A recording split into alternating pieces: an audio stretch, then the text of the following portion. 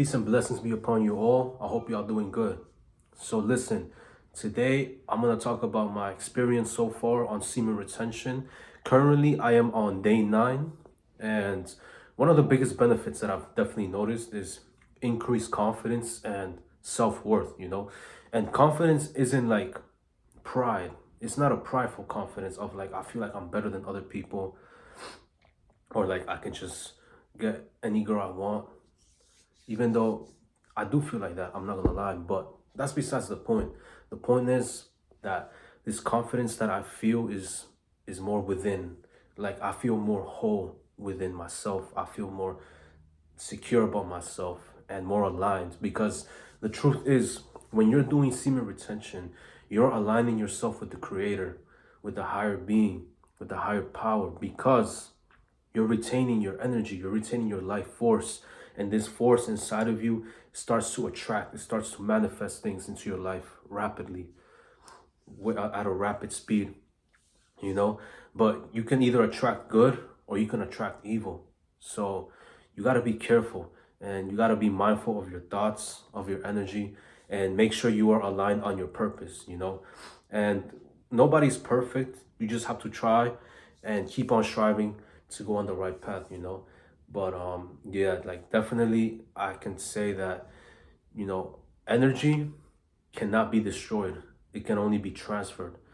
And so you have to transmute this energy within and put it into your life, into your business, into your work, and manifest using this inner energy within. You got to use this to your advantage, and don't let it sit for around for too long. So you definitely, if you're doing semen retention, you got to hit the gym. That's for sure. You have to hit the gym, because if you're not hitting the gym, like you're gonna have so much energy built up inside of you, and you're not gonna be able to stand it, because this energy can get very overwhelming sometimes, you know, because you're keeping that life force within. So what you have to do, you have to transmute that energy, because you can't destroy it. You can only transfer it. Even if you release, that energy doesn't just disappear. That energy, you let it go, but it comes back in evil ways, because you're putting yourself in a low frequency, in a low vibration, you see. And if you're relapsing constantly, and you're living in that relapsing cycle, you're living in a very low vibrational state. You're living in a hell-like state, because hell and heaven, while I do believe that there are real places that one will either go to heaven or hell in the afterlife. But heaven or hell doesn't just have to be after you die. Heaven or hell could also be a state of mind, a state of consciousness. And you see, sometimes the road to heaven will feel like hell, and the road to hell will feel like heaven. So indulging in these worldly pleasures and these desires, that is what your soul is trying to guide you towards. That's what your inner being wants to do. But deep down in your soul, you know that's not what you really need. That's not your true purpose.